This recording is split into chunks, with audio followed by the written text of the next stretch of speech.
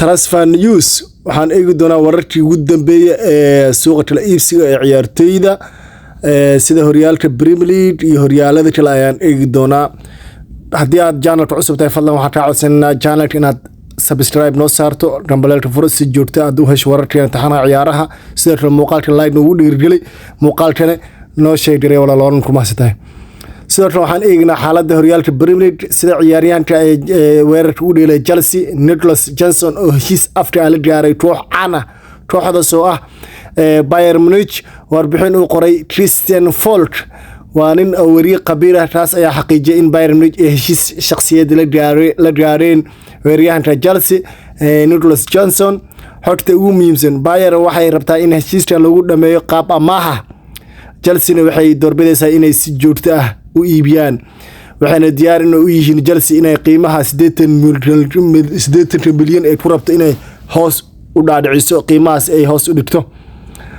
Johnson waa 24 sano jir ku soo biray Chelsea 2023 isagoo ka yimid kooxda horyaalka ciyaarta La Liga ee Villarreal. xilli ciyaareedkii hore wuxuu dhaliyay 34 gool 13 gool ayuu caawin 34 kulan ayuu saftay 13 gool ayuu dhaliyay halka 5 caawin ayuu sameeyay. lama isticmaalin labada kulan ee u horeeyay horyaalka Premier League isla sanadkan hadaan ku jiro 2025 tababaraha Chelsea Enzo Marsana Tumasan darsan qorshihiisa fud Bayern ayaa raadinaysa weeraryahan cusub kadib dhaawacyada soo noqonaya iyo baahida ay qabaan xoojinta weerarka halka Chelsea ay doonayso inay iska fasaxdo Johnson si ay boos ugu furaan saxiix cusub iyo saxiix hadda joogan. sidoo kale dhankaas kale u leexdo sidoo kale waxa haddana oo ciyaaryahanka da'da yar ee Manchester United Kobbie Maino ayaa asagana la xaqiijinaya inuu rabo inuu ka tago kooxda maadaama fursad joogto ah uusan ka helaynin.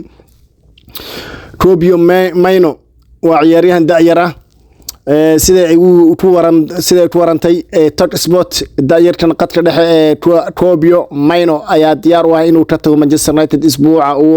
ugu dambeeya ee suuqa la iibsiga haddii uu yimaado dalab ku haboon.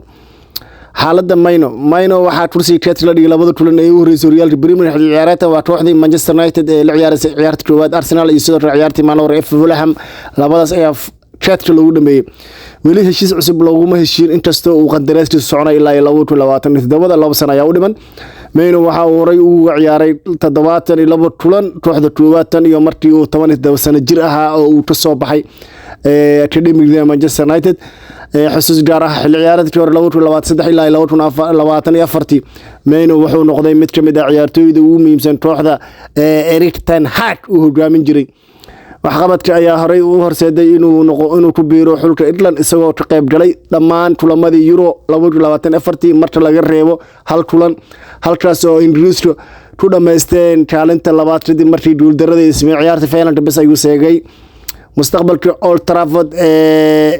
Maino inkastoo uu yahay ciyaaryahan muhiim ah mustaqbalka fursad la'aan oo la kulmay bilowga xil ciyaareedkan iyo xaaladda qandaraaskiisa ayaa buuray shaki haddii United aysan siin dhammaan ciyaar joogto ah dalabyo imaan kara kooxaha kale oo waaweyn ayaa laga yaabaa inay ka dhigaan mid ka tagaya United. haddii Manchester United macnaha oo si joogto u sii waasay ciyaaryahanka da'da yar ee mustaqbalka fog leh asayna boorsidiisa ayuu ku qaadan doonaa kooxaha kale dareynaya sida kooxaha waaweyn ayuu asayna rabaa inuu mar rabo kooxaha yaryar. haddii sidoo kale aan dhinac kale ee suuqa kala iibsiga ee Manchester iyo Liverpool hadday iidan ku fashilanto weeraryahankan Isak ay faham wayso waxay bedelkeeda ay raasinaysaa bedelkeedina horaan ay calaamaysatay sida uu waramay Sacha Travella waa asayna qabiir ku takhasusay ciyaaraha kala iibsiga suuqa. kooxda Liverpool ayaa u calaamaystay garabka Real Madrid ee Rodrigo Gross bartilmaameedkooda ugu weyn haddii aysan ku duuleysan saxiixyada weeraryahanka cusub Manchester weeraryahanka Manchester United Alexander Isak. qodobada ugu muhiimsan wakiilka kacaanka ayaa door weyn ku leh horumarka Rodrigo oo ku jiro Liverpool. qiimaha Real Madrid waxay ku qiimeeyeen 24 jirkan ku dhawaad 100 milyan lacag ay Liverpool diyaar u yihiin inay bixiyaan. Liverpool hataa lacagtaas 100 milyan ee bixis ayaa laga yaabaa laakiin marka waxay ka doorbidaan Isak maadaama Isak uu yahay weeraryahan caalami ah oo ka ciyaaray horyaalka Premier League muddo sanado ah sidaas darteed ay Rodrigo ay ugu doorbidaan laakiin haday waayaan Rodrigo ay u jeesan doonaan. sidoo kale Manchester City ayaa sidoo kale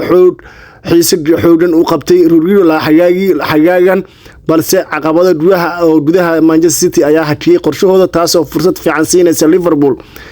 waxqabadka Rodrigo xilli ciyaareedkii hore la soo dhaafay 50 kulan ayuu saftay 13 gool 9 caawin ayuu sameeyay xilli ciyaareedka cusub wuxuu ciyaaray 63 daqiiqo kulankii guushi 3-eber oo video ay ka badiyeen haddii Liverpool ay ku adkaato inay hesho Isak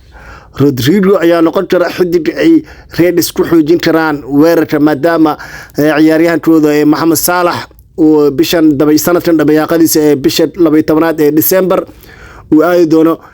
Africa Cup of Nations ee qarankiisa uu ciyaari doono Cagta ee loo yaqaano Africa Cup of Nations oo sanad walba la qabto